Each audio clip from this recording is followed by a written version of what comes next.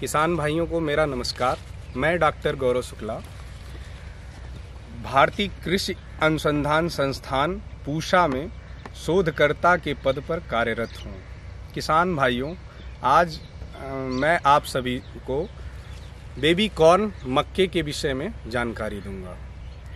मक्का, जैसा कि किसान भाई जानते होंगे, मक्का बहुमुखी प्रतिभा की फसल है, अनाज की फसल है जो कि किसी भी जलवायु में उगाई जा सकती है, चाहे वह रबी हो, चाहे खरीफ हो, चाहे जायद हो।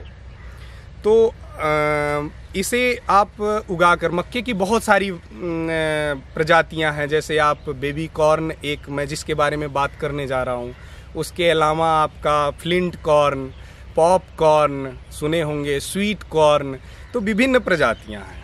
उन प्रजातियों में से बेबी कॉर्न, जिसका चलन अभी आजकल बहुत अधिक आया है, जिससे मार्केट में इसकी डिमांड बहुत ज़्यादा है, तो इसलिए इसके बारे में थोड़ा सा मैं आप लोगों को जानकारी देना चाह रहा हूँ कि इसको लगा कर सबसे बड़ी बात कि कम अवधि की फसल है।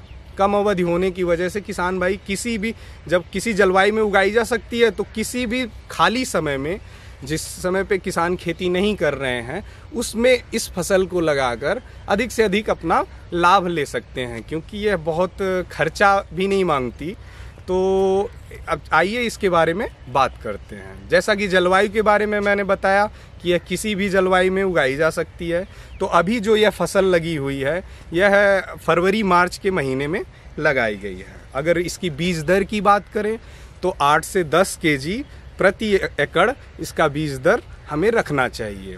अगर हम खरीफ की फसल ले रहे हैं बेबी कॉर्न की, तो हमें जो है लाइन से लाइन की दूरी करीब 60 सेंटीमीटर रखनी चाहिए, और पौध से पौध दूरी जो है 10 से 15 सेंटीमीटर रखनी चाहिए। अगर यही हम रबी सीजन में ले रहे हैं तो 45 से 50 सेंटीमीटर में हम लाइन से लाइन की दूरी रखें, और 10 से 12 सेंटीमीटर हम पौध से पौध की दूरी रखें। और जुताई की मैं बात करूं तो जुताई, इसमें अगर इसकी बुआई के लिए बहुत अधिक जुताई की ज़रूरत नहीं होती। जैसा कि किसान भाई गेहूं के लिए कहते हैं, गगरी, अगर भरी हुई गगरी खेत में गिराएं तो वो घुटनी नहीं चाहिए, तो इसका मतलब गेहूं के लिए खेत तैयार है। लेकिन इसके लिए ऐसा कुछ नहीं है।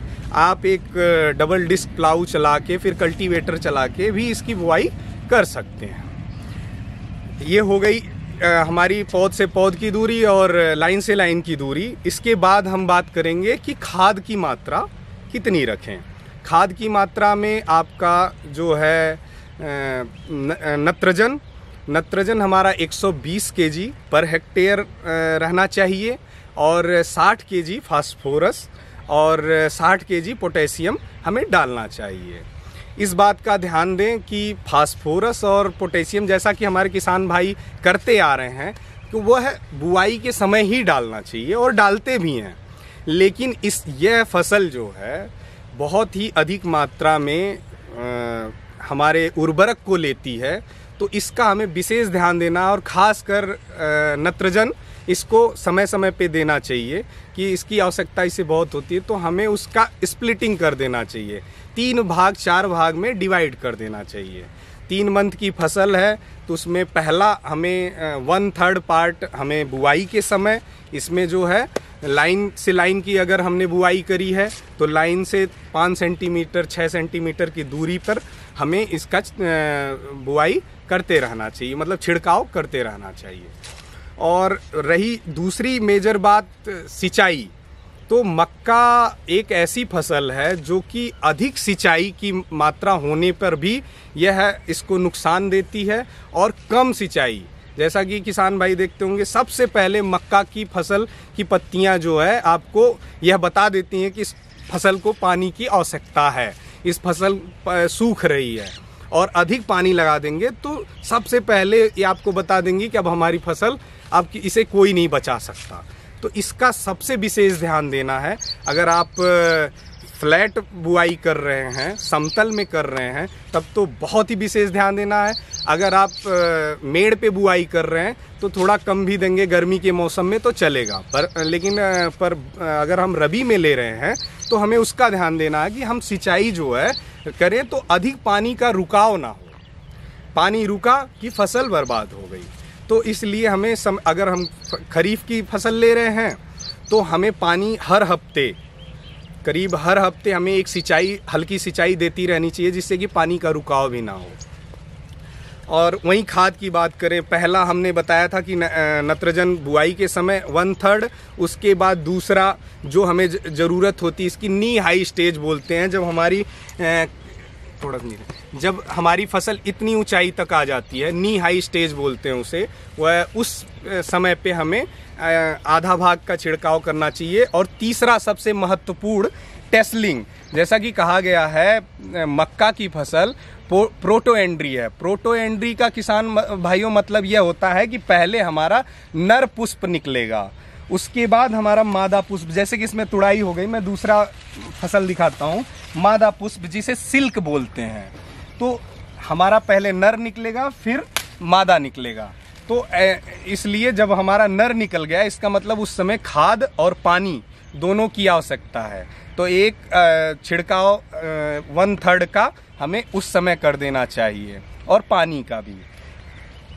जब नर पुष्प निकलता है उसके करीब 3 दिन बाद हमारा मादा पुष्प निकलना शुरू हो जाता है, जो कि बेबी कॉर्न में सबसे महत्वपूर्ण बात ध्यान देने की होती है कि जब हमारी फसल जो है पुष्प निकलने के करीब 1 सप्ताह के अंदर इसकी तुड़ाई हो जानी चाहिए। जब यह इसे बोलते हैं फिंगर स्टेज में हो, तभी इसकी मार्केट में ज़्यादा मांग होती है। अगर ये ज़्यादा उम्र की हो गई तो इसका मार्केट वैल्यू घट जाएगी, जिससे आपको नुकसान हो सकता है। तो 1 सप्ताह के भीतर ही इसकी तुड़ाई करनी चाहिए। करीब आप इसमें जो है 3 से 4 तुड़ाई कर सकते हैं। तो उस अनुसार आप जो है उसमें एक मात्रा नाइट्रोजन की आप और दे सकते हैं। अब ये मात्रा कैसे है कि आपने 120 केजी जो अनुपात हमने आपको बताया था, उन्हीं को 4 भागों में डिवाइड करना है। पहला भाग, दूसरा भाग, तीसरा भाग, चौथा भाग। इन सबको पहला भाग आपका बुआई के समय, दूसरा भाग नी हाई स्टेज पे, तीसरा भाग आपको टेस्लिंग के स्टेज पे, और चौथा भाग आप जब 1 से 2 पिकिंग कर लिए हैं तब दे देना चाहिए, जिससे आने वाला जब हमारा आखिरी पिकिंग है तो हमारे जो है सिल्क, जिसे हम बेबी कॉर्न बोलते हैं, वह कम होने लगती है उसकी मात्रा, तो उसकी बढ़वा रुकती है। तो उस समय हम जब उसे उर्वरक देते हैं तो थोड़ा उसके विकास हो जाता है, जिससे हमें फ़ायदा भी हो जाता है, और हम उसका खाद का उपयोग भी अच्छी तरीके से कर सकते हैं।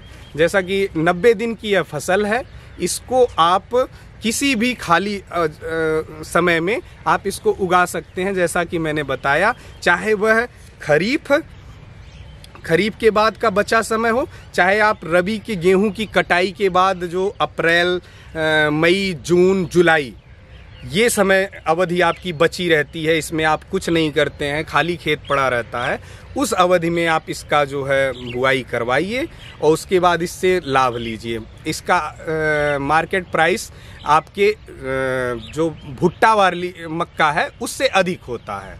तो इसका आप जो है इस समय डिमांड भी होता है, हरी सब्जी के रूप में भी इसे यूज करते हैं, और ऐसे कच्चे सलाद के रूप में भी इसे यूज करते हैं। तो इसका उपयोग है। तो किसान भाइयों, इन जितनी बातें मैंने बताया, इस दौरान अगर किसी प्रकार का, क्योंकि मक्का बहुत ही संवेदनशील होती है कीड़े मकोड़ों के लिए, तो इस दौरान अगर किसी भी प्रकार की जो है कीड़ा लग रहा है, आपकी पत्तियों को खराब कर रहा है, तो आप इसमें जो है एंडोसल्फान M35 डलवा सकते हैं और इमिडाक्लोप्रिड का छिड़काव करवा सकते हैं।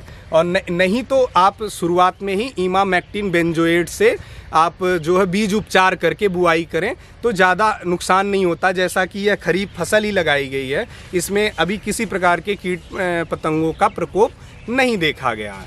तो किसान भाई, इन सभी चीज़ों को जितनी मैंने जानकारी दी है उनका प्रयोग करके आप अधिक से अधिक लाभ ले सकते हैं। किसान भाइयों को मेरा नमस्कार, और किसी प्रकार की आपको सहायता हो तो फिर दोबारा मुझसे संपर्क कर सकते हैं। नमस्कार।